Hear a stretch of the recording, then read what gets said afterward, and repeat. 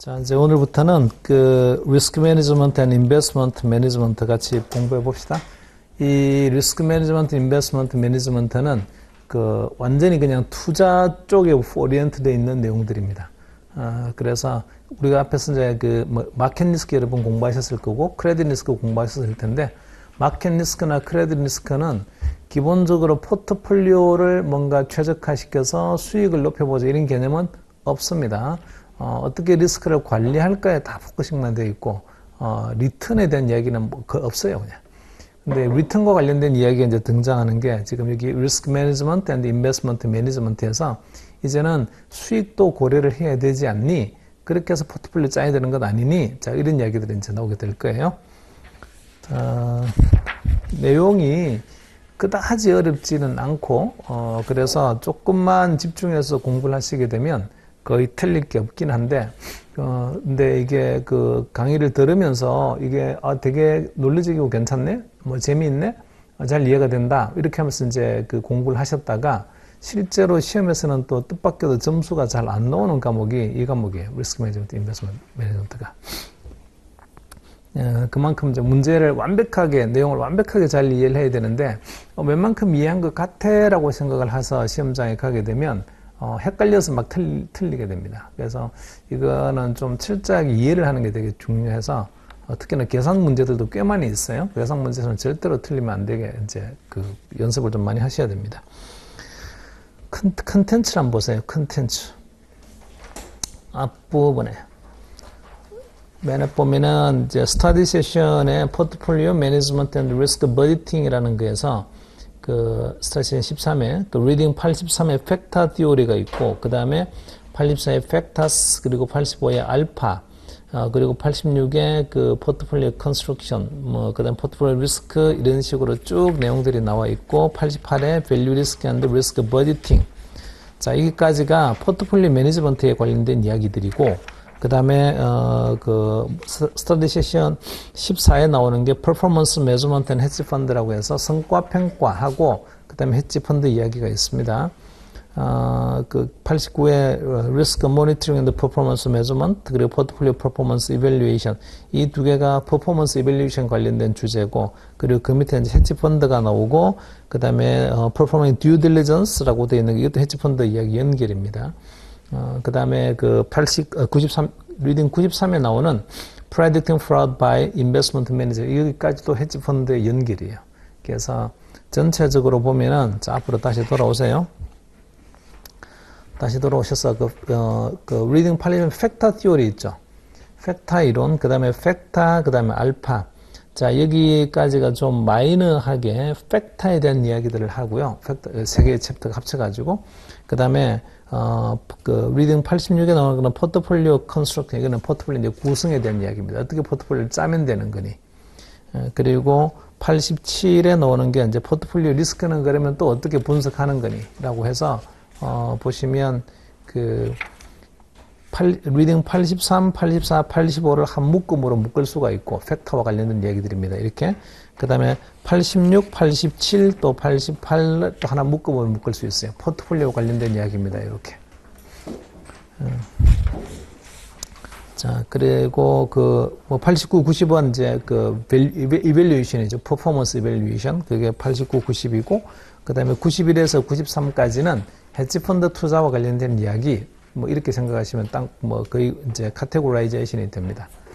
자, 그래서 오늘은 그 첫 번째 챕터에 나오는 그 팩터 티오리 있잖아요. 이 팩터 티오리부터 시작해서 그 팩터스 그리고 알파까지, 여기까지가 좀 약간 티오리티컬해요. 이론적입니다. 그래서 요거는 나중에 좀 할 거예요. 뒤에 가서 하고, 오늘은 그 포트폴리오 컨스트럭션 쪽으로 올 텐데, 근데 포트폴리오 컨스트럭션은 나중에 하도록, 맨 마지막에 하도록 하고, 오늘은 그 87에 나오는 포트폴리오 리스크 분석하는 것부터 먼저 한번 해볼게요. 리딩 87의 포트폴리오 리스크 애널리티컬 메소드라는 거. 자, 이거를 먼저 하는 이유는, 여러분이 이제 밸류 리스크를 옛날에 공부하셨습니다. 파트 1에서 밸류에이션 앤 리스크 모델 하면서 밸류 앳 리스크 공부했잖아요. 마켓바 구하는 거. 자, 그때 공부했던 거는 개별 포지션의 밸류 리스크를 공부했습니다. 어떻게 이제 밸류 리스크를 구하고 이걸 했고, expected shortfall 이런 것도 이야기를 했었는데, 지금 여기서는 이제 포트폴리오 차원으로 와서 포트폴리오 밸류 리스크는 어떻게 구하는 거며 그리고 그건 어떻게 또 분석을 하는 겁니까? 포트폴리오는 기본적으로 밸류 리스크 분석을 해요. 그래서 분석하는 방법이 뭡니까? 이런 걸 여기서 한번 보도록 하겠습니다. 그래서 오늘은 이제 리딩 87의 포트폴리오 리스크 애널리티컬 메소드에 대한 걸 할 거예요. 자, 페이지를 그러면 63페이지로 오세요.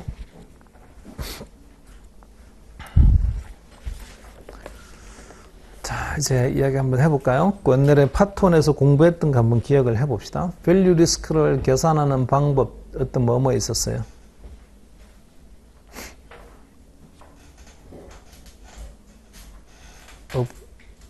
파트 2한테 파트 1 물으면 실례죠. 물어서는 안 될 질문을 제가 던진 것 같은데 밸류 리스크 구하는 방식이 방법 뭐 있냐고. 파라메트릭 메소드도 있고 난 파라메트릭 메소드도 있고 뭐 그렇게 이야기할 수 있는데 자 기본적으로 여기는 애널리티컬 메소드라고 되어 있잖아요. 우리 지금 다루고자 하는 63페이지 주제는 애널리티컬 메소드에 대비되는 개념이요. 시뮬레이션 메소드입니다. 애널리티컬한 거는 계량적으로 더하기 빼기 곱하기 나누기 이런 식으로 해서 답을 낼 수 있는 것들은 애널리티컬한 거고 그렇게 더하기 빼기 곱하기 나누기 아니고 뭔가 시뮬레이션을 해가지고 다양한 경우의 수를 만들어낸 다음에 거기서 뭔가 순서를 정해서 꼬리를 탁 자르자. 이런 방식은 시뮬레이션 메소드예요. 그래서 이 애널리티컬 메소드하고 대비되는 개념은 시뮬레이션 메소드인데 시뮬레이션 메소드는 우리가 안 할 거예요. 여기서는 안 다룹니다. 시뮬레이션은 애널리티컬한 것만 다뤄요.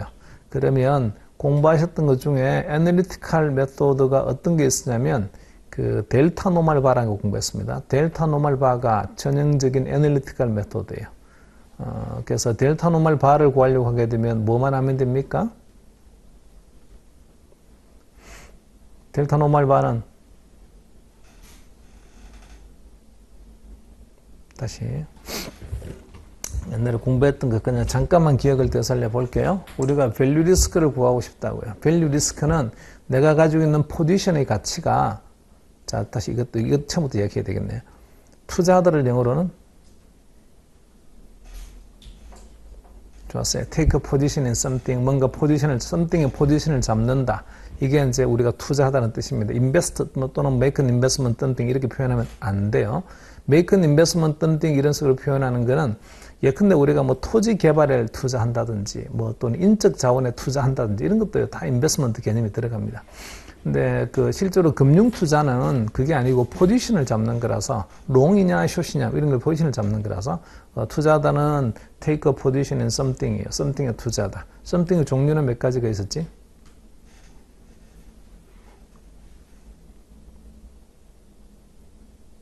다들 기억나는 게 없어. 다 까먹었어요.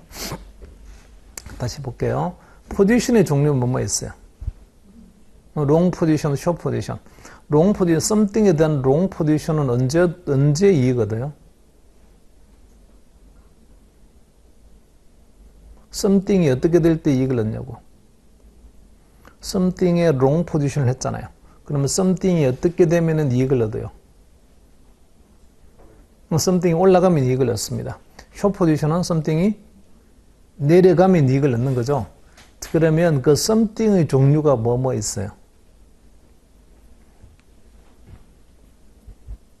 something의 종류도 두 개밖에 없어요. 두 개밖에요. 하나는 the level of price. 가격의 수준이 있습니다. 가격 수준이 올라가면 돈 벌어요. 가격 수준이 내려가면 돈 벌어요. 이게 이제 가격의 수준에 대한 롱 포지션, 가격 수준에 대한 숏 포지션 이런 거예요.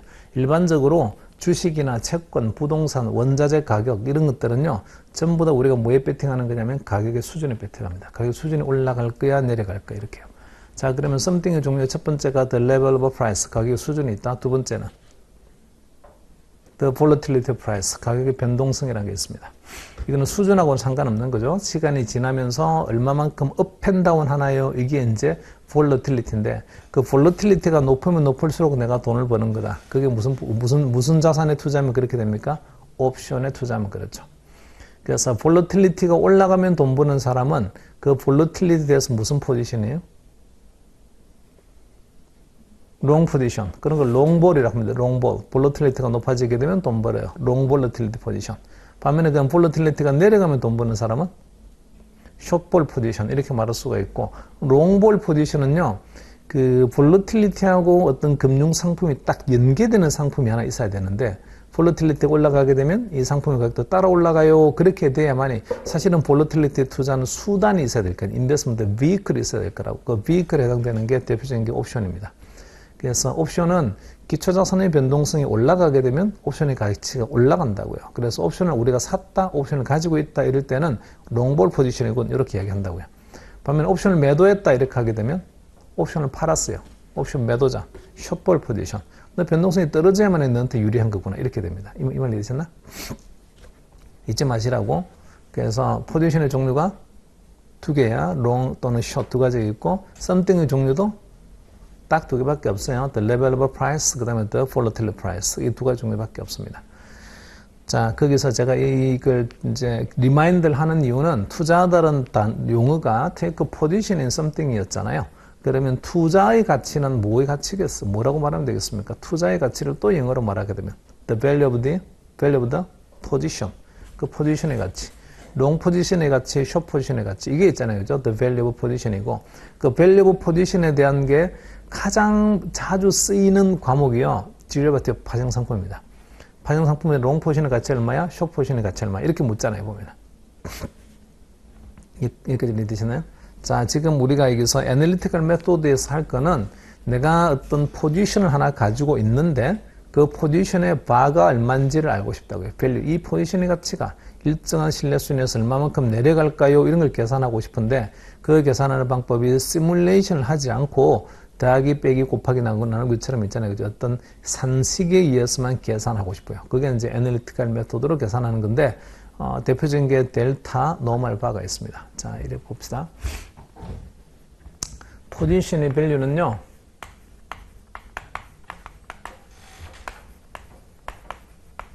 밸류라는 것들은 이런 것들의 함수다라고 한번 해볼게요. 나중에 앞에서 우리가 지금 건너뛴 앞에 있는 챕터들 할 때 이게 이제 요 개념이 그대로 이용이 될 텐데, 첫 번째가 뭐가 있냐면 리스크 팩터의 함수예요. 이 리스크 팩터가 뭐 나쁘게 말하면 리스크 팩터고, 좋게 말하게 되면요, 그냥 이 밸류를 올라가거나 내려가게 만드는 밸류 드라이버다 이렇게 표현할 수 있습니다. 리스크 팩터는 그냥 밸류 드라이버다. 얘가 움직이게 되면 내 포지션의 가치가 움직이는 거야. 자, 그런데 이 리스크 팩터 움직임에 대해서 내 포지션이 가지고 있는 포지션의 센시티비티 있습니다. 센시티비티. 그래서 가지고 있는 이런 거 말할 수가 있죠.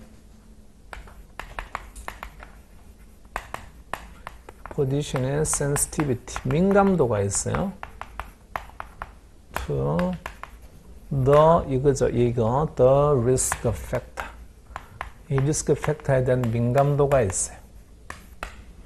근데 결국 이 두 가지의 함수입니다. 자, 이거 민감도 뭐라고 표현하면 되겠어요? 리스크 팩터에 대한 민감도. 보편적으로 딱 쓰는 말. 1차 민감도. 그러니까 이게 리스크 팩터에 대한 직선의 민감도를 표현할 때 델타입니다. 델타. 얼마만큼 이렇게 민감한 거니 1차 민감도가 델타예요.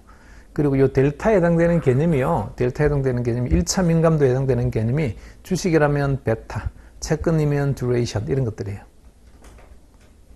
그리고 우리 옵션에서는 이미 델타라는 걸 공부했죠.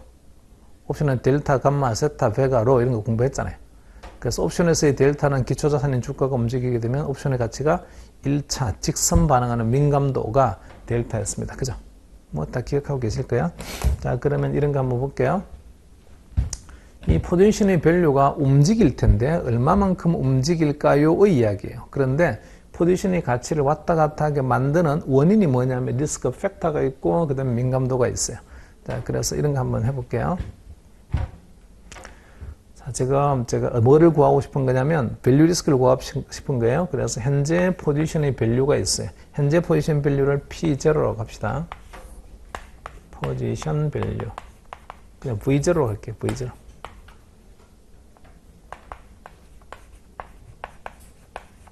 곱하기.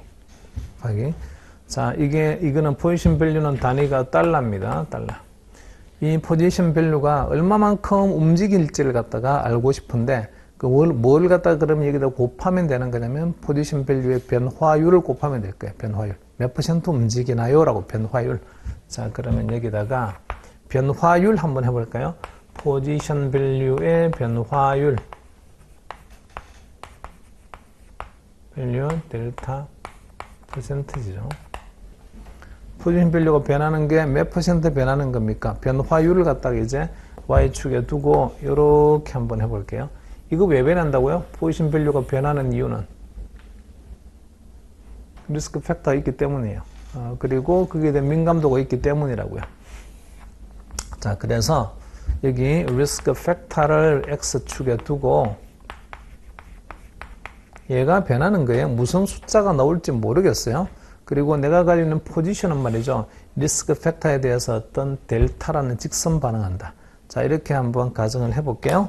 그리고 이 리스크 팩터가 변수란 말이에요. 변수. 움직이잖아요. 어떤 숫자가 나올지 모르니까. X축에 있는 변수고, Y축에 있는 것도 이 포지션 밸류도 몇 퍼센트가 될지 몰라요. 플러스도 될 수도 있고, 마이너스로 내려갈 수도 있고 있는데, 어쨌든 변수입니다. 근데 이 변수는, 리스크 팩터라는 변수는 그냥 변수가 아니고요. 확률 변수입니다. 랜덤 베어리블. 자, 랜덤 베어리블이면 분포를 가지는 거잖아요. 확률 변수는 분포를 가지고 있잖아. 그래서 리스크 팩터가 얘가 랜덤 베어리어블인데 확률 변수인데 무슨 분포를 가지는 거냐면 정규 분포다. 자, 그리고 정규 분포다 보니까 평균이 있을 거고 표준 편차 또는 뭐 분산이라는 게 있을 거다. 이런 걸 뭐라고 하냐면 요 뮤나 또는 시그마 제곱 이런 것들을 우리는 파라메타라고 합니다. 그죠? 파라메타. 모르는 상수예요. 모르는 상수. 추정해야 되는 값입니다. 자, 이게 그 리스크 팩터가 정규 분포라고 했으니까 그러면 시각화 시켜서 그림을 그리면 리스크 팩터가 이와 같은 정규 분포입니다. 이런 거죠, 지금. 여기까지는 오케이? 자, 그리고 평균적으로는 여기 있을 것 같아. 이게 이제 기대값입니다. 기대값. 근데 우리는 이 기대값으로부터 벗어나는 정도를 리스크라고 표현할게요. 그죠? Deviation from the expectation. 그게 리스크라고요. 기대로부터 벗어나는 게 리스크니까. 자, 리스크 팩터가 이게 기대값은 여기에요. 그런데 왼쪽으로 내려가서 더 기대값을 벗어나게 되면 아주 저는 위험해지게 되는데, 제가 가지고 있는 포지션의 밸류는 이 리스크 팩터에 대해서 어떤 반응을 하는 거냐면 민감도가 있는데 이런 직선 반응하는 거다. 요게 이제 내 포지션의 델타죠. 내 포지션이 리스크 팩터에 반응하는 민감도입니다. 델타. 자, 그래서 리스크 팩터가 어디까지 갈 거냐면 리스크 팩터가 예를 들어서 이게 정균포를 가지고 있으면서 왼쪽에 꼬리에 있는 면적이 1%가 되게끔 원래 생각했던 기대값으로부터 왼쪽으로 가보자고요. 꼬리가 1% 남게끔. 그러면 여기에 만약에 리스크 팩터가 도달을 하게 되면 내 포지션의 가치는 그러면 얼마만큼 바뀌는 겁니까? 여기 나오는 파란색이 기울기만큼 반응하게 되니까 여기까지 떨어지게 되겠죠. 여기까지는 잘 이해됐어요? 자, 그 다음에 하나 더 생각을 해보게 되면 이게 X축에 있는 게 그냥 변수예요? 확률 변수예요? X축에 있는 게 확률 변수잖아요. 리스크 팩터가. 확률 변수는 분포를 가지고 있다고요. 자, 그 확률 변수에다가 상수를 곱했어요. 그렇게 곱했더니 나오는 종속 변수가 Y 값이 나와야 되는데, 그러면 종속 변수도 그냥 변수가 아니고 종속 변수도 확률 변수가 나오겠죠. 그래서 여기 노란색에다가 파란색을 곱했더니, 그러니까 Y축에 있는 값도 보니까요, 이렇게 해서 이렇게 내려가는 정규 분포다. 이렇게 이제 표현할 수 있을 거고, 그러면 자 볼게요. 이거 면적 몇 퍼센트? 요 면적 밑에 있는 거 요거 1%죠. 1%. 그래서 우리는 이제 가지고 있는 포지션의 밸류, 현재 포지션의 밸류에다가 포지션 가치 변화율을 곱하면 될 텐데, 그 포지션 가치 변화율을 99% 신뢰 수준에서 어디까지 떨어집니까? 여기까지 떨어질 거다. 이 말 이해되셨나? 그러면 여기에다 V0에다가 여기 나오는 요 값을 갖다가 이렇게 곱하게 되면 그러면 뭐가 나옵니까? 밸류 리스크가 나오겠지? 요거 단위 뭐예요, 단위? Y축의 단위가 퍼센트잖아요. 포지션 가치 변화율이라고요. 그 퍼센트니까 여기는 달러고 달러에다가 퍼센트를 곱하게 되면 나오는 결과값은 달러 금액이 나오겠죠. 그래서 V0에다가 여기 있는 점을 곱하게 되면 그 값이 뭐냐면 자, 신뢰 수준은 몇 퍼센트예요? 99% 신뢰 수준에서 구한 거죠. 자, 그리고 제가 리스크 팩터에 반응하는 거는 뭘로 가정을 했습니까? 직선 가정했어요. 직선. 그 직선이 델타죠. 그래서 99% 신뢰 수준에서의 델타고, 델타. 그리고 리스크 팩터에 대한 분포 가정은 노멀 분포 가정했잖아요. 그래서 이게 이 곱한 값을 99% 신뢰 수준에서의 델타 노멀 바라고 합니다.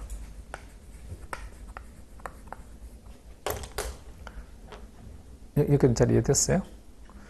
자, 그러면 이것도 한번 얘기해 볼게.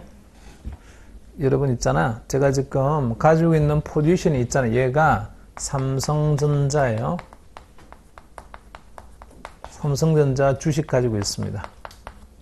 삼성전자 주식 포지션은 주식에 대한 롱 포지션이에요. 롱 포지션. 자, 삼성전자 주식의 롱 포지션의 가치는 왜 올라가고 왜 내려가고 그렇게 하겠어요?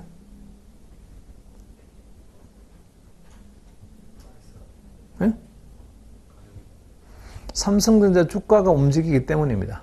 그래서 제가 만약에 삼성전자 주식에 대한 롱 포지션이라고 하면 그때 리스크 팩터는 뭐냐면 이게 뭐냐면 삼성전자 주가 수익률이에요. 삼성전자 주가의 변화율이죠. 삼성 주가가 계속 변합니다. 그래서 근데 이제 제가 삼성전자 주식을 들고 있다라고 하게 되면 리스크 팩터는요. 삼성전자 주식 변화율. 이게 리스크 팩터예요. 그러니까 삼성전자 주식의 변화율이 이제 리스크 팩터로 오겠죠. 밑에 이쪽에 X축에. 그러면 제가 가지고 있는 포지션의 가치는요. 삼성전자 주가가 변하게 되면 얼마만큼 반응합니까? 1대1 반응합니다. 그죠? 삼성전자 주가가 1% 올라갔다? 포지션의 가치도 1% 오르겠죠. 이 말 이해되신 거죠? 자, 이거 수식으로 한번 써볼게요. 99% 델타 노멀 바를 수식으로 한번 써보자고. 그러면 현재 가지고 있는 포지션의 밸류에다가 곱하기 이제 여기다 뭘 해야 됩니까? 리스크 팩터에 대한 걸 이때 써줘야 돼. 리스크 팩터. 그래서 알파 곱하기 시그마 이렇게 해야 되는데 자, 제가 가지고 있는 자산이 자산을 갖다 예컨대 VI라고 하는 게 좋겠네요. VI. I라는 자산 들고 있다.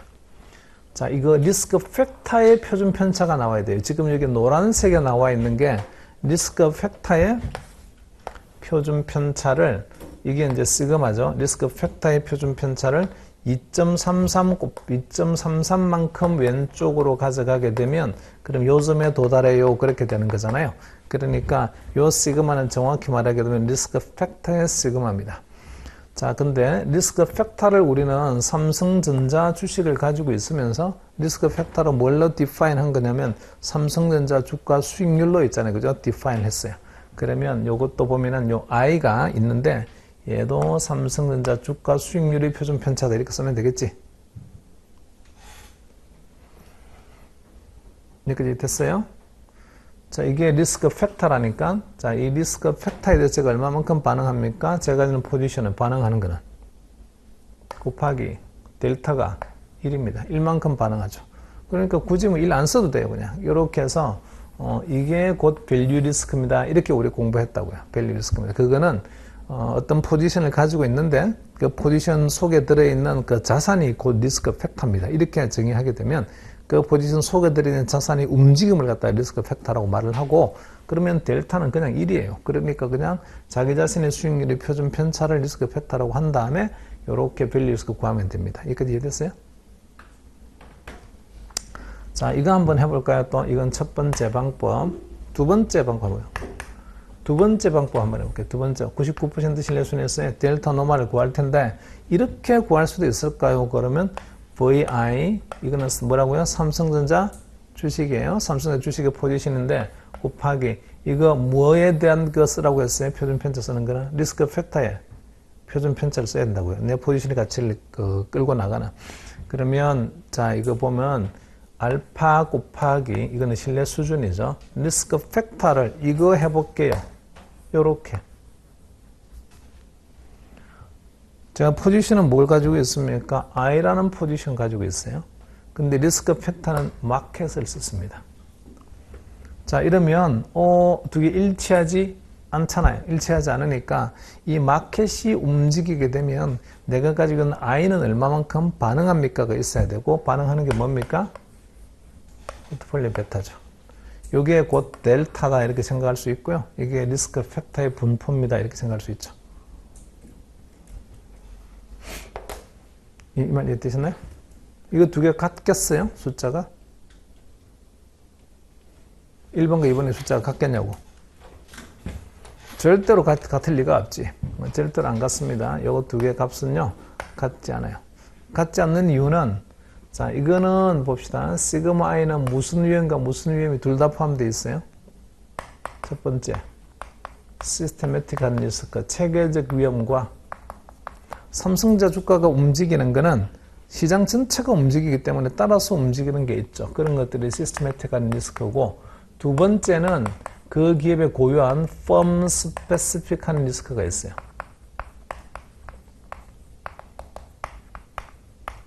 둘 다 포함이 되어 있습니다. 시그마 i에는.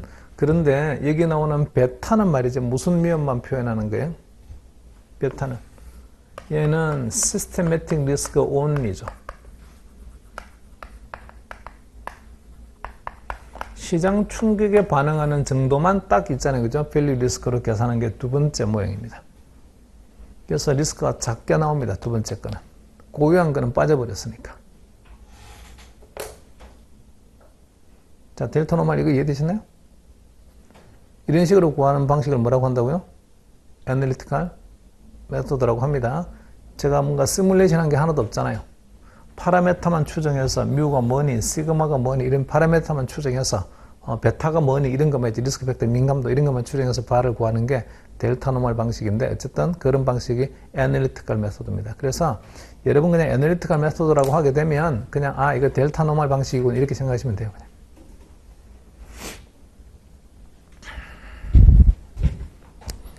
자, 63페이지에서 bar method measures 한번 볼까요? Portfolio theory depends a lot on statistical assumptions. 포트폴리오 이론은 말이죠. 여러 가지 그 가정을 가지고, 통계적 가정을 가지고 있는데, in finance, researchers and analysts often assume returns are normally distributed. 수익률의 분포를 뭐라고 가정한다고요? 포트폴리오 이론에서는 정규 분포다 이렇게 가정합니다. 그리고 그 세 번째 문장에 보시면 actually beta and other convenient concept can apply if returns follow an elliptical distribution which is a broad class of distributions that include normal distribution. elliptical distribution이 그 타원형으로 되어 있는 좌우 대칭의 분포를 말을 하는데 이게 대표적인 게 정규분포가 그런 모양입니다. 정규분포가 완전히 동그란 모양이 아니잖아요. 그래서 뭐 약간 볼록하게 솟아올라 가지고 타원형처럼 되어 있는 모양인데 좌우 대칭이죠. 그런 모양들이 elliptical distribution인데 그냥 elliptical distribution 나오게 되면 정규분포다 이렇게 생각하시면 됩니다. 자, 보세요. 베타 구하는 공식 한번 말해 볼까요? 베타 구하는 공식. 이 베타 구하는 공식.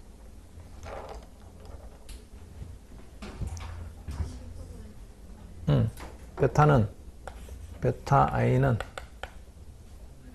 시장이 움직이게 되면 시장의 움직임을 분산으로 표현을 하고 그러면 개별 자산은 말이죠. RI하고 그 다음에 이 개별 자산 I는 시장하고 얼마나 같이 코-무브먼트 하는 겁니까를 나타내는 게 베타죠.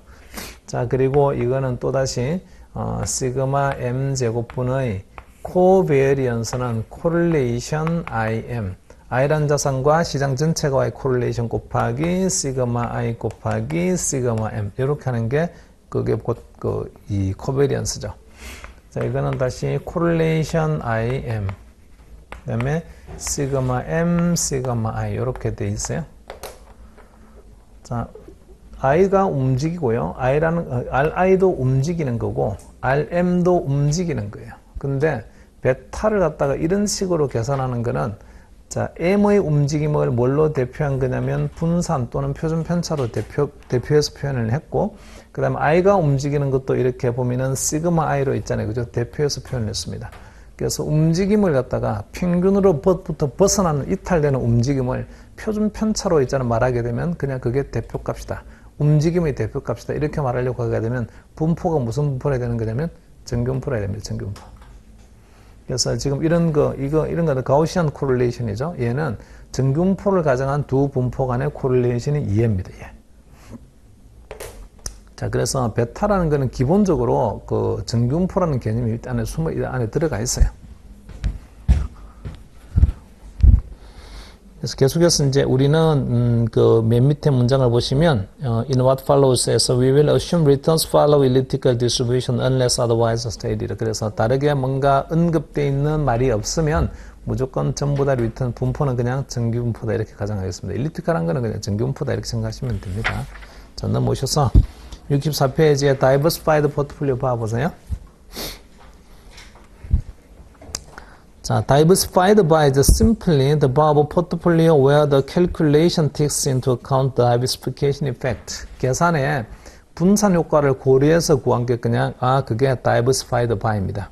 그래서 밑에 밑에 식을 보시게 되면 바 포트폴리오 바는 G 곱하기 시그마 P 곱하기 P 이렇게 되어 있는데 P가 포지션의 밸류고 G에 해당되는 게 G에 보니까 C라고 되어 있잖아요. 그러니까 confidence level 어떤 일정한 신뢰 수준에 해당되는 신뢰 계수값입니다.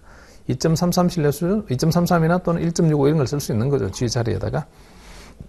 그리고 시그마 P를 갖다가 이제 포트폴리오 수익률이 표준 편차를 쓴 거예요. 잘 보세요. 그것도 그 보는 순간 있잖아. 앞으로 우리가 그 건너뛴 그 팩타 이론을 공부할 거니까 포지션의 가치를 끌고 나가는 건 뭐가 끌고 나간다고요? 팩타입니다. 팩타. 그래서 이 팩타를 잘 이해를 해야 되는데 나중에 이제 좀 이 팩타 그냥 다양한 팩타들이 있는데 그건 앞에 가서 이제 따로 공부할 거예요. 나중에 뒤에 가서. 자, 이거 다시 볼게요. 델타 노멀바에서 어떤 개별 자산 I의 바라는 거는요. I의 밸류 리스크라는 거는 현재 개별 자산의 가치가 포지션의 가치가 얼마니? 이게 포지션의 가치 곱하기 그 다음에 리스크 팩터에다가 그 다음에 델타라는 걸 여기다 써줘야 됩니다. 근데 보니까 알파 곱하기 리스크 팩터를 시그마 I라고 딱 쓰는 순간 있잖아요. 그러면 델타는 뭡니까? 리스크 팩터의 표준 편차하고 내가 가지는 포지션하고 이렇게 매핑을 시킨 거잖아요. 근데 자기 자신하고 매핑을 한 거죠. I와 I를 매핑한 겁니다. 그렇게 하게 되면 델타는 1입니다. 1. 그러니까 뒤에 안 써도 돼요. 쓸 필요가 없어요. 그러면 이걸 똑같은 방식으로 포트폴리오의 바를 갖다 한번 계산해 보자. I를 P로 바꾸면 되겠죠. 그러면 VP 곱하기 알파 곱하기 시그마 P 이렇게 쓸 수 있을 거예요. 이렇게 이해됐어요? 이것도 그러면 리스크 팩터를 뭐에 매핑을 한 겁니까? 포트폴리오 수익률에 매핑을 한 거죠. 그래서 포트폴리오 수익률이 표준 편차하고 내가 그냥 포지션하고를 정확히 이렇게 딱 갖다 붙인 겁니다. 그러니까 이것도 그냥 델타는 그냥 1이에요. 그럼 뭐 더 이상 뒤에 쓸 게 없죠.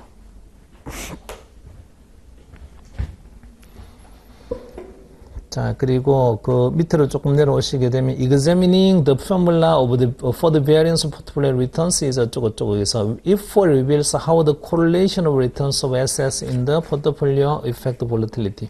자, 그래서 우리가 이 코릴레이션 각 포트폴리오 속에 들어있는 자산들 수익률 간의 코릴레이션이 어떤 영향을 주나요? 이게 이제 되게 중요한데, 자, 코릴레이션이 만약에 1이면 분산 효과 있어요, 없어요? 코릴레이션이 1이다. 분산 효과가 전혀 없죠. 코릴레이션이 높으면 높을수록 분산 효과가 작기 때문에 밸류 리스크가 있잖아요. 되게 포트폴리오 바가 좀 빨리빨리 줄어들지 않고 작게 줄어듭니다. 위험이 좀 줄어들어야 되는데, 밑에 식 나와 있는 거 시그마 P의 제곱은 이렇게 되어 있는 게 이게 분산을 구하는 식인데 정신 없잖아요. 시그마 뭐 이렇게 되어 있으니까 뭐 이런 거 그냥 모르셔도 돼요. 저 밑으로 오셔가지고 clearly라는 거 봅시다. clearly clearly the variance and standard deviation are lower when correlation are lower. correlation이 낮으면 낮을수록 표준 편차 또는 분산은 작아지게 됩니다. 이거는 우리가 이미 알고 있는 이야기고, 그 밑에서 in order to calculate delta normal bar. 자, 델타 노멀 바 등장했어요, 이제. with more than one risk factor. 리스크 팩터가 한 개가 아니다. 자, 이렇게 되는 경우에는 가만히 보세요. 포트폴리오 속에 여러 개의 자산이 있으면, 그러면 리스크 팩터는요, 그럼 포트폴리오 속에 있는 여러 가지 자산들의 수익률들이 각각의 리스크 팩터들입니다. 어차피 포트폴리오의 수익률이라는 거는 각각 자산들의 수익률을 결합한 거란 말이에요. 그래서 각각의 수익률에 해당되는 그 각각의 리스크 팩터들 간의 코릴레이션이 어떻게 되는지가 포트폴리오의 위험을 결정하는 대단히 중요한 있잖아요. 그죠? 그 요인이 됩니다. 이 말 이해되셨나요? 자, 그래서, we need covariance metrics that incorporate the correlation between risk factor in the portfolio and the volatilities of each risk factor. 그래서 그 개별의 자산들로 묶여져 있는 포트폴리오의 수익률을 구하려고 하게 되면, 포트폴리오 수익률의 분산 또는 표준 편차를 구하려고 하게 되면 기본적으로 개별의 분산도 알아야 되지만 각 개별 자산들 간의 코릴레이션 또는 코베리언스도 알아야 됩니다. 그죠? 뭐 그 얘기를 하고 있어요. 자, 밑으로 조금 내려오셔가지고 인디비주얼 바. 인디비주얼 바는 그냥 개별 바입니다. 개별 바. 뭐 이런 거 한번 볼까요? 포트폴리오 차원에서 한번 보게 되면 이거 보세요.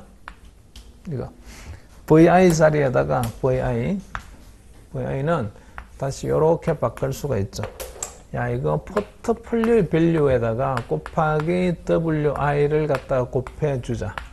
이렇게 하게 되면 포트폴리오 밸류에다가 I라는 자산이 차지하고 있는 비중을 곱한 거니까 그럼 VI가 됩니다.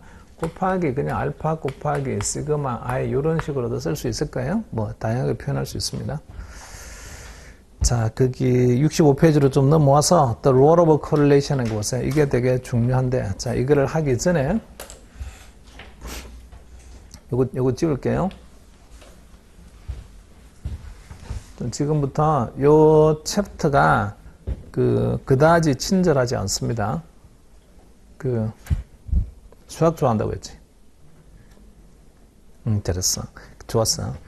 그러면 매트릭스 잘하겠네. 매트릭스의 곱. 매트릭스 곱 잘하네? 아니, 매트릭스 하게 되면 키아누 리브스는 영화만 생각이 나지, 뭐, 매트릭스의 곱, 뭐, 매트릭스의 합, 이런 거 있잖아요. 그죠? 되게, 전치 행렬, 무슨 행렬, 이런 행렬, 역행렬, 이런 것들이 되게 많이 있는데, 그런 걸 공부하지 않으신 분들은, 고등학교 때 그런 거 공부 안 하신 분들은, 이런 행렬식에 있잖아요. 매트릭스라는 행렬식에 사실은 노출될 기회가 없어요. 그러다 보니까 행렬이 굉장히 생소합니다. 쳐다보게 되면. 그래서, 야, 이걸 어떻게 계산하라는 이야기야. 근데 이 책이 불친절한 이유는 그 행렬식을 이용해서 여러 가지를 설명을 많이 해놨기 때문이고요. 그 행렬식을 전혀 나는 몰라, 행렬 자체를 몰라, 이런 분들은 이걸 딱 보는 순간 이거 어떻게 계산해야지? 이거 안 됩니다. 풀이가 더 안 되게 돼 있어요. 그래서 행렬 공부하실래요? 저랑 같이? 이 시간, 우리가 공부하는 시간이 행렬을 공부하는 시간이 아니란 말이죠. 제가 언제 여러분한테, 이거 역행렬 이렇게 구하고요, 전체행렬 이렇게 구하고, 뭐, 언제 그런 거 이야기를 하고 있냐고요. 자, 그런 건 할 수가 없고, 자, 여기서는 그냥 제가 하는 방식대로만 하시게 되면, 요 교재에 나오지 않는 방식으로도 충분히 똑같은 답 구해냅니다. 그리고 훨씬 더 쉽습니다. 그래서 굳이 교재 방식 안 하셔도 돼요. 그래서 좀 앞으로 이제 설명할 거는, 교재에 나오는 매트릭스 행렬 가지고, 교재는 행렬 가지고 딱 설명을 해놨어요. 근데 이제 저는 행렬 가지고 설명 안 할 거라고요.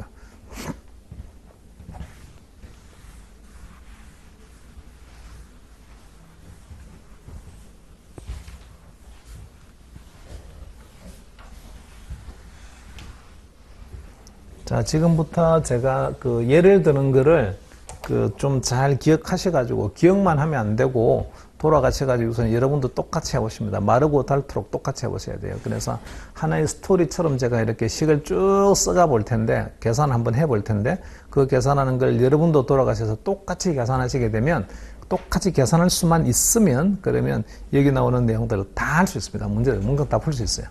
아주 간단한 거니까 안 어렵습니다. 자, 제가 가지고 있는 이 포트폴리오니까 이제 포지션이 한 개가 아니에요. 복수개입니다. A도 있고 B도 있고 두 가지가 있어요. A 포지션이 있고요. A 포지션. 자, A의 바를 구했어요. A 바.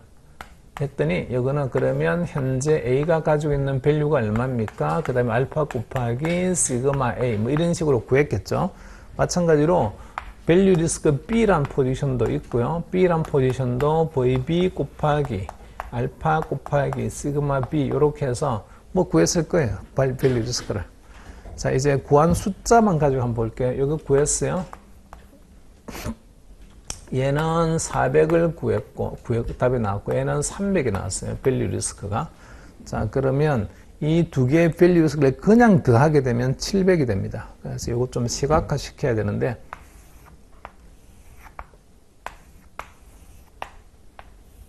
요게 밸류 리스크 A예요. 얘는 밸류 리스크 B. 그래서 얘는 400이고 얘는 300입니다. 이렇게. 자, 지금 이렇게 400과 300을 구한 거는요. 밸류 리스크 A 더하기 밸류 리스크 B를 한 거죠. 단순히 합친 거예요. 이렇게 단순히 합친 거를 undiversified bar라고 합니다. undiversified bar. 분산 효과를 아직 고려하기 전에 바라는 뜻입니다. 그래서 이거 두 개 단순 합산한 거를 undiversified bar예요.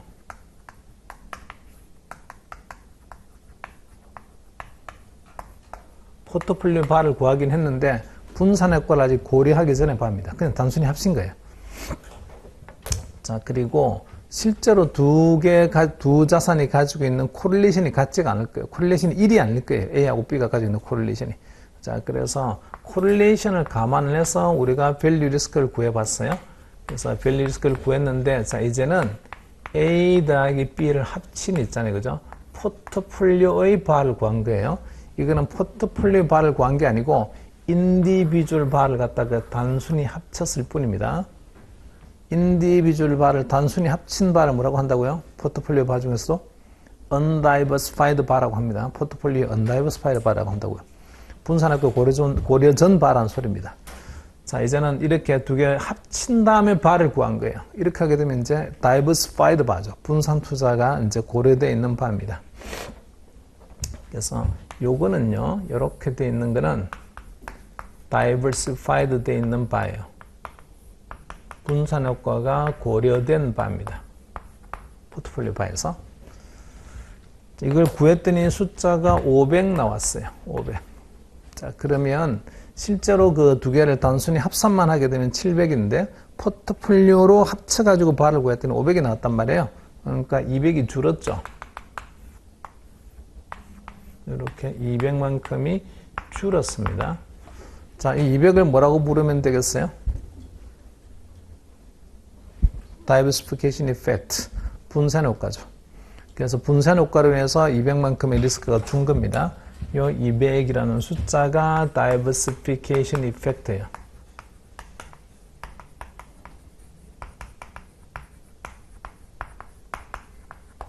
분산 효과. 왜 발생합니까? 발생하는 이유는 A와 B가 가지고 있는 두 자산 수익률의 코릴레이션이 1이 아니기 때문입니다. 그죠? 1이 아니기 때문에. 그래서 그 1보다 작은 코릴레이션을 가지고 있으니까 이렇게 다이버시피케이션이 100다 나온 거예요. 그래서 이게 이렇게 나온 이유는 이게 A하고 그 다음에 B 자산이 가지고 있는 두 수익률 간의 코릴레이션이 1보다 작기 때문입니다. 여기까지는 됐어요?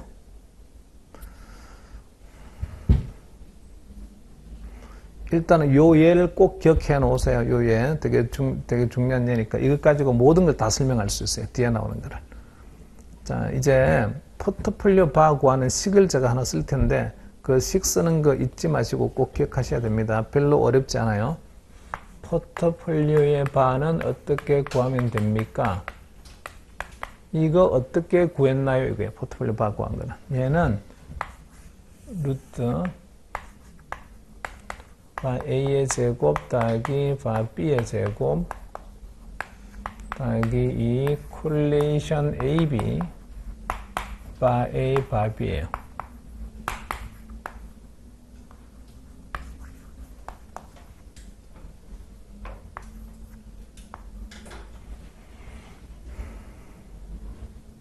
요렇게 구합니다. 요것도 왜 그런가요? 조금 이따 제가 설명을 드리고, 여기서 한번 보세요. 이제 여러 가지 가정을 할 수 있는데, if 있잖아요. if.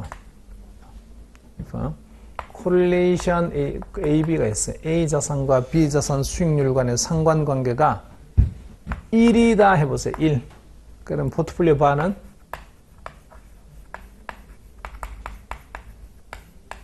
이거는요. 어떻게 됩니까? 요거에 지금 요거 correlation이 1이다 이러면 바 A 더하기 바 B 이렇게 되죠. 완전 제곱식이 되잖아요. correlation이 되게 되면 바 A 더하기 B 두 개 합친 거에 완전 제곱이 되어버린 거니까 완전 제곱에 루트를 씌우게 되면 그러면 뭐 제곱하고 루트는 없어지게 될 테니까 그러면 바 A 더하기 바 B 요렇게 되겠죠. 오케이. 자, 코릴레이션이 1이 되게 되면 분산 효과가 있는 거예요, 없는 거예요? 전혀 아무런 분산 효과가 없죠. 그러니까 undiversified bar하고 똑같습니다. 그거는 분산 효과가 전혀 없기 때문이에요. 자, 그 다음에 코릴레이션 첫 번째, 두 번째. A하고 B가 가지고 있는 코릴레이션이 있잖아요. 그죠? 0이에요. 해봅시다. 0. 0이 되면, 그러면 바 A 더하기 B는 이제 루트 한 다음에 이거는 바 A의 제곱 더하기 바 B의 제곱 요렇게 되죠. 콜리션이 0이니까 뒤에 쓸 게 없습니다. 이게 끝입니다. 자, 그 다음에 세 번째 콜레이션이 마이너스 1이에요. 그러면 밸류 리스크는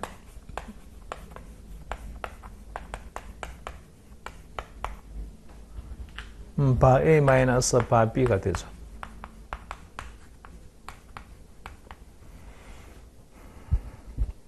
이렇게 됐어요? 자, 질문 답해보세요, 이제. 콜레이션의 바가, 지금 이게 포트폴리오 바 얼마 나왔냐면 500 나왔잖아요. 두 자산 간의 콜레이션은 뭐겠어요? A하고 B의 콜레이션은.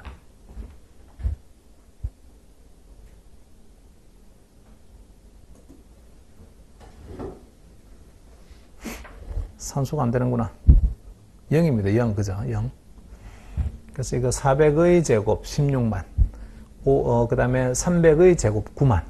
16만 9만 합치면 25만. 25만은 500의 제곱이니까, 그러면 콜레이션이 사실은 0인 거죠. 지금 현재 콜레이션이 0. 실제로 이 두 자산 간의 콜레이션은 현재 0입니다. 여기까지 됐어요? 자, 그러면 또 이야기 해볼게요. 이 두 자산으로 합쳐져 있는 포트폴리오의 밸류 리스크 있잖아요. 그죠? upper bound. 최상한 어디까지 갑니까? 700이 최상한이죠. 그러면 lower bound는 100입니다. 그죠? 100. 그래서, 자, 이게 지금 400과 300을 예를 들었으니까, 이거는 계산을 하게 되면, 얘는 700이에요. 이렇게 되고, 얘는 500이에요. 되고, 얘는 100이에요. 이렇게 됩니다. 자, 그래서 얘가 최고로 올라갈 수 있는 어퍼 바운드입니다. 이런 이야기고요. 포트폴리오 바에서. 그 다음에 최고로 내려가는 로어 바운드는요. 밑에 있는 값입니다. 100입니다. 혹시 있잖아. 이런 거 생각할 수 있어요? 이런 것, 안에 있는 이런 것들은 보게 되면 제곱이잖아. 제곱이니까 이거 바뀌면 어떡합니까? 얘가 300이고 얘가 400이에요. A하고 B가 숫자가 바뀌었어. 그러면 이거 300에서 400을 빼게 되면 마이너스 100이잖아요. 이렇게 해서 뭐 그렇게 생각할 수 있는데 전혀 그런 걱정할 필요 없습니다. 밸류 리스크는요. 절대값으로 말하면 돼요. 절대값으로. 그래서 설사 얘가 300이고 얘가 400이라고 하더라도요. 밸류 리스크는요. 100이라고요. 100.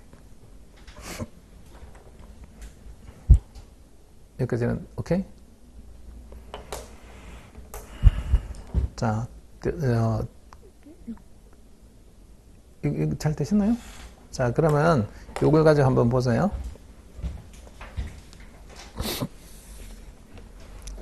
어, 65페이지에 The Rollable Correlation에서 시그마 P는 이렇게 되어 있어요. 시그마 P는 보니까 W1의 제곱, 시그마 1 제곱, W2 제곱, 시그마 2 제곱 이렇게 해서 우리가 포트폴리오 수익률의 그 분산 구하는 식에다가 루트를 씌워서 포트폴리오 표준 편차를 구하는 게 지금 나와 있습니다.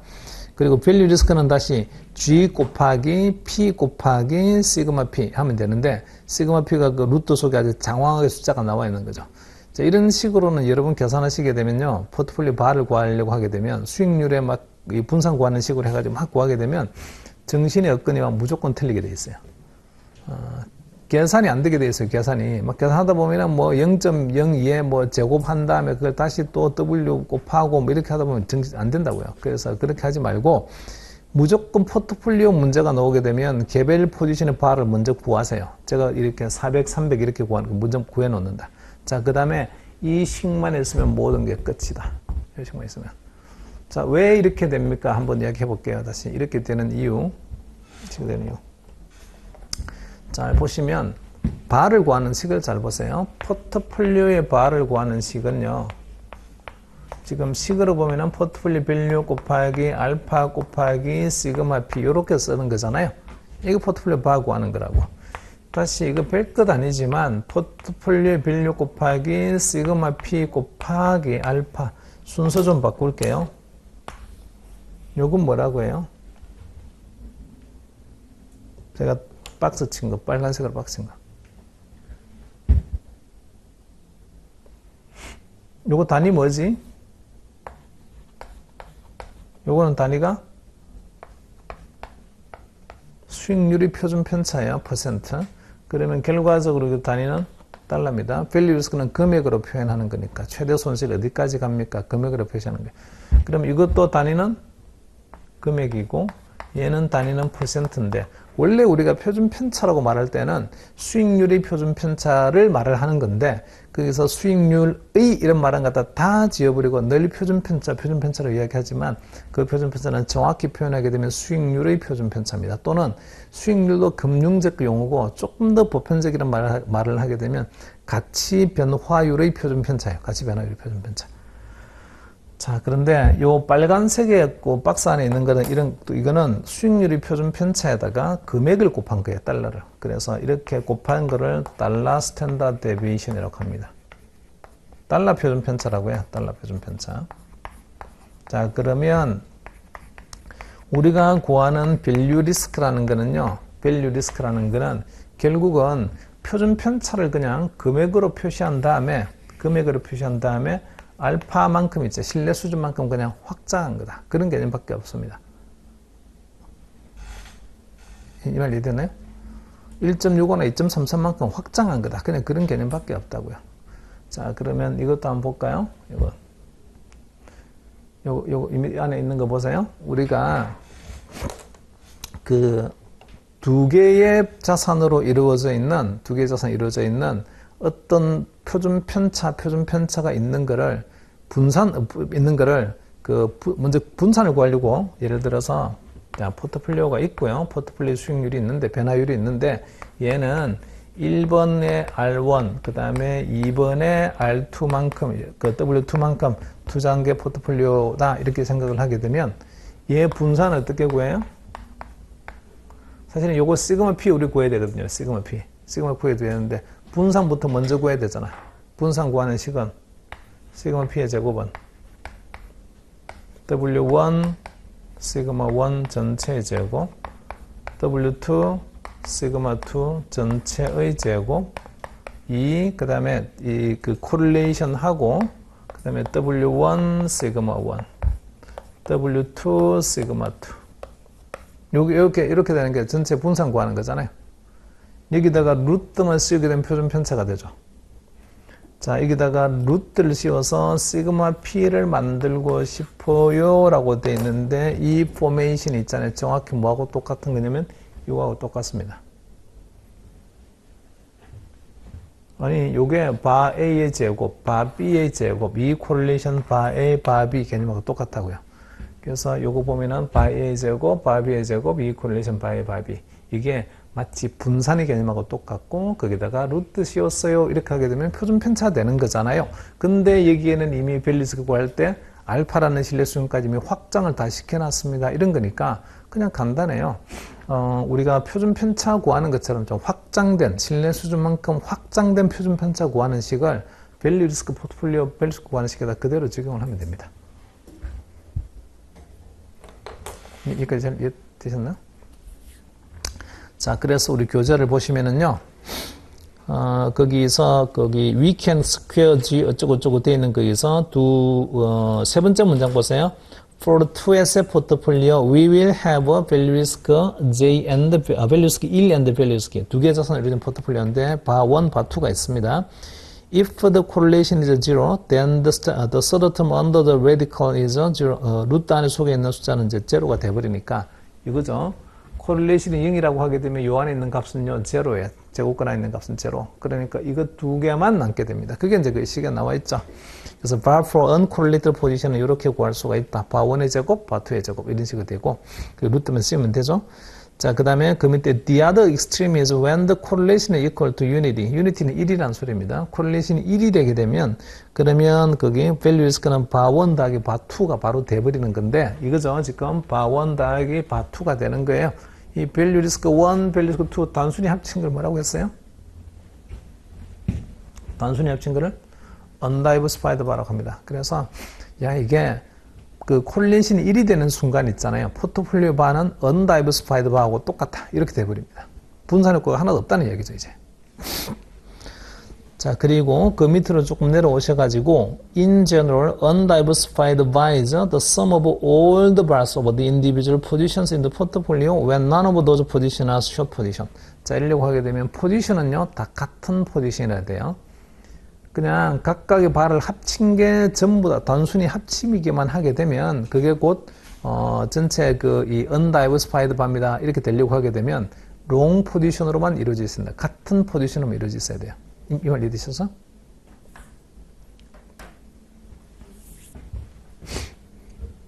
자, 질문해야지. 코릴레이션 나와 있잖아. 여기 코릴레이션. 이 코릴레이션이요. 정확히 말해보세요. 뭐와 뭐의 코릴레이션이에요?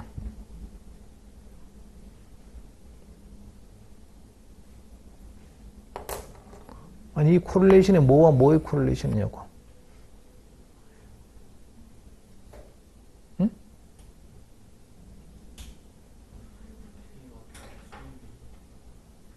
이 코릴레이션은요, 코릴레이션 R1과 R2에 있잖아요. 이 수익률과 수익률의 코릴레이션이에요. 수익률의 코릴레이션이라고. 자, 그 다음에 R1과 R2에 대한 포지션은 뭐예요? 요것도 앞에 보호가 사실은 플러스 붙어 있는 거죠. 보호가 플러스 붙어 있는 거. 얘도 플러스 붙어 있잖아. 플러스와 플러스니까 둘 다 포지션은요, 롱 포지션이에요.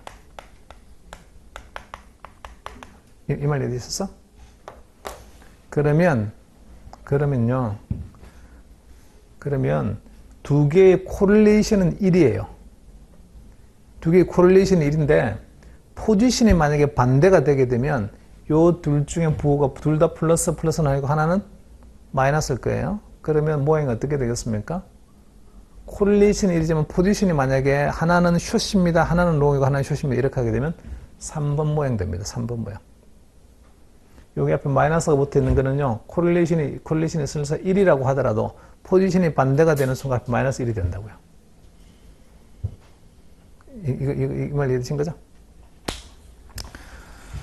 자, 그래서 none of the positions short 포지션이 아니다. 이렇게 이 말은 같은 포지션이면 다 부호 플러스 썼으니까 그 코릴레이션만 그냥 그대로 나오는 코릴레이션 그대로 가져오면 되는데 만약에 포지션이 반대라고 하게 되면 그 코릴레이션에다가 마이너스 붙여야 된다고요. 포지션에 의해서. 이 말 잘 이해됐죠? 무슨 말인지. 자, 그리고 그 밑에 틀린 게 하나 있어서 그 틀린 것만 보고 쉽시다. 자, notice라고 되어 있는 거 보세요. notice how evaluating by using both uncorrelated position and perfect correlated position will place lower bound and upper bound. uncorrelated position이 요거죠. 2번입니다. uncorrelated position이 lower bound가 되나요? 안 되죠. lower bound는 네거티브 correlation을 가지고 있는 마이너스 1의 correlation을 가질 때 그게 lower bound인데 여기는 uncorrelated인 게 lower bound라 했으니까 틀렸습니다. 그건 틀렸고 반면에 이제 이게 upper bound 이거는 맞죠. perfect correlation을 가지고 있게 되면 그 두 개 단순히 합친 게 upper bound입니다. 이거는 맞지만 uncorrelated 된 게 그게 최저값입니다. 이건 틀렸습니다. 최저값이 되려고 하게 되면 마이너스 코릴레이션을 가지고 있을 때 최저값이 됩니다. 그래서 그 말은 틀렸고요. uncorrelated 보이셔 말 틀렸어요.